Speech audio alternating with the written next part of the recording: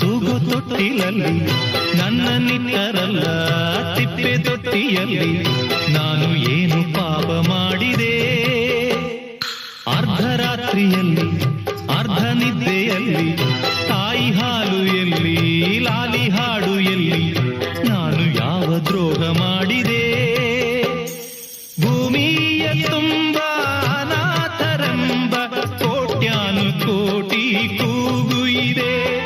ಗ್ರಾಚಾರ ಬರೆಯೋ ಬ್ರಹ್ಮ ನಿನಗೆ ಎಂದೆಂದು ಅವರ ಶಾಪವಿದೆ. ಉತ್ತರ ಇಲ್ಲ ಪ್ರಶ್ನೆಯೇ ಎಲ್ಲ ಕೇಳೋ ದೇವನೇ. ಅನಾಥ ಮಗುವಾದೆ